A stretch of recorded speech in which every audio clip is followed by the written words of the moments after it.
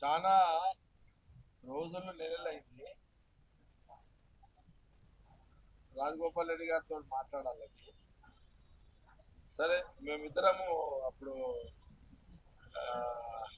Government రాకముందు అసెంబ్లీలో అప్పుడు మేమున్నాం 5 మందిమే. ఆ 5 మందిలో సరే సీతక్క ఉన్నది, పోడం వీరన్న, ఆరుగురం. ఆ పోడం వీరన్న, మళ్ళా సీతక్క, నేను, రాజగోపాల్ రెడ్డి. ఇక జనరల్ గా సరే ఈ కాన్స్టిట్యున్సీ అని కాదు, ఆ కాన్స్టిట్యున్సీ అని కాకుండా కొంత నిన్న నటరాజన్ గారితో మాట్లాడినట్టు కదా, ఈ ఎంపీలకు సంబంధించి కొంత రాహుల్ గాంధీ ప్రధానమంత్రి కావడానికి రాహుల్ గాంధీ ప్రధానమంత్రి కావడానికి తెలంగాణలో ఎంపీలు అధిక స్థానం గెలిపించుకోవడానికి కొంత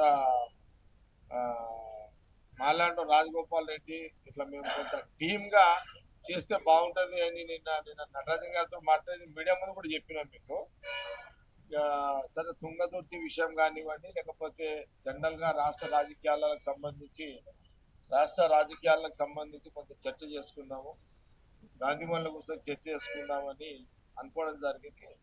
అందుకోసమనే ఈరోజు ఈ గాంధీ భవన్లో మేము ఇద్దరం కూర్చోవడం జరిగింది.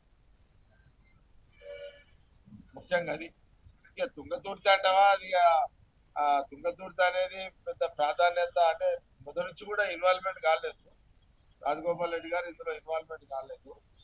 కాకపోయినా ఆ జిల్లాలో కీ రోల్ కదా, ఉమ్మడి నల్గొండ జిల్లాలో రాజగోపాల్ రెడ్డి గారు కూడా కీ రోల్. ఎన్నికల టైంలో మంచి చెడు అధికారం ఉన్నా లేకపోయినా అక్కడ ఉన్న కాంగ్రెస్ కార్యకర్తలకు, నాయకులకు అంటే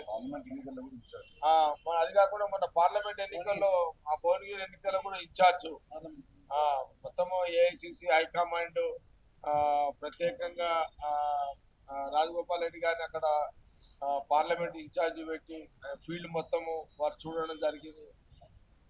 క్వశ్చన్లా ఉన్నా లేకున్నా ఆ భువనగిరి, నల్గొండ, సూర్యాపేట ఆ ప్రాంతంలో అంతా ఆ లీడర్షిప్ చేస్తున్న క్రమమే కాకుండా మన పార్లమెంట్ లో జవాబుదారుగా వారి మీద పెట్టిన బాధ్యతల్లో ఆడుకోరుగా పనిచేయడం జరిగింది. ఆ నియోజకవర్గ సీనియర్ నాయకులు, కార్యకర్తలు కాంగ్రెస్ లో సంబంధించి ఎక్కువ అటాచ్మెంట్ ఉంటుంది కాబట్టి రాజగోపాల్ రెడ్డి గారికి నేనే రిక్వెస్ట్ చేసిన, ఈరోజు కూర్చొని కొంత ఇష్యూస్ నడుస్తున్నాయి, నువ్వేమో ఇన్వాల్వ్మెంట్ అయితే లేవు, దూరం ఉంటున్నావు, ఈ లోకల్ ఇష్యూలలో దూరం ఉంటున్నారు, కొంత మాట్లాడితే బాగుంటుంది అని నేనే గాంధీ వల్ల కూర్చుంటే మాట్లాడదాం, చాలా రోజులే మన కల్వకు కూడా అనే విషయం వచ్చినప్పుడే అట్లా, అందుకోసమే ఈరోజు ఈ యొక్క ప్రత్యేకంగా ఈరోజు కూర్చోవడం జరిగింది. ప్రధాన ఇక జనరల్ గా మా ఇద్దరిది ఎట్లుంటది అంటే, కష్టం వచ్చినా బాధ వచ్చినా జేబులు ఉన్నా లేకున్నా కింద మీద చేస్తుంటాం కదా, అలవాటు కదా అంతా. ఇప్పుడు అట్లానే తెలంగాణ మూమెంట్ లో రాష్ట్ర విభజన అయినాక చాలా మందికి ఎమ్మెల్యేలకు, ఎంపీలకు అప్పుడు కొత్తగా స్టేట్ డివైడ్ అయిన తర్వాత రాజగోపాల్ చాలా మందికి క్యాండిడేట్లకు కూడా సహకారం చేసిండు. నాకు బాగా ఐడియా ఉంది. చాలా మంది ఎమ్మెల్యేలకు, ఎంపీలకు కూడా చాలా మందికి ఇచ్చిండు. ఇచ్చిన దాంట్లో ఒకరిద్దరే కదా, దాంట్లో మేజర్ పార్ట్ రాజగోపాల్ రెడ్డి చాలా మేజర్ పార్ట్. ఇది 14 సంగతి చెప్తున్నాం మీకు, 14 సంగతి చెప్తున్నాం. సరే, పార్టీలో కార్యకర్తలు, నాయకులు ఉమ్మడి జిల్లాలు కాదు, రాష్ట్రంలో ఎక్కడైనా సరే వాళ్ళకంటూ ఒక సపరేట్ ఉంది కాబట్టి అది కాంగ్రెస్ లో అందరికి తెలిసిందే, ప్రపంచ రాష్ట్రంలో కూడా అందరికి తెలిసిందే కదా.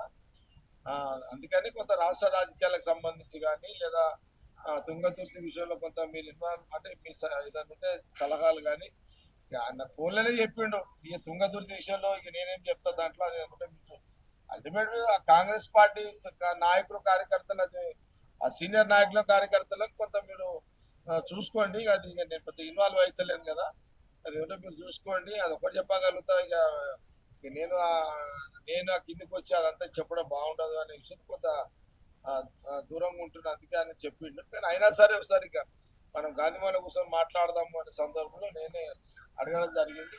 అందుకోసమే ఈరోజు గాంధీమానికి వచ్చిండు, అట్లా మేజర్గా జనరల్ డిస్కస్ రాష్ట్ర రాజకీయాలకు జనరల్ డిస్కషన్ వచ్చినాడు అట్లా. తుంగతుర్తి వదిలేండి కదా, తుంగతుర్తి మీద రాజగోపాల్ రెడ్డి అక్కదాని కోసం రాలేదు. తుంగతుర్తి ఒక పార్ట్ అది అంతే, అదొకటే సబ్జెక్టు. అట్లా పెద్ద వాళ్ళందరూ టికెట్లు ఇప్పిస్తారు, వాళ్ళు ఈ పంచాయతీలలో ఎందుకు వస్తారు రాలేదంతా. కాబట్టి దాంట్లో పెద్ద సీరియస్ అయిపోయింది. Subscribe us and press the bell icon for more interesting updates.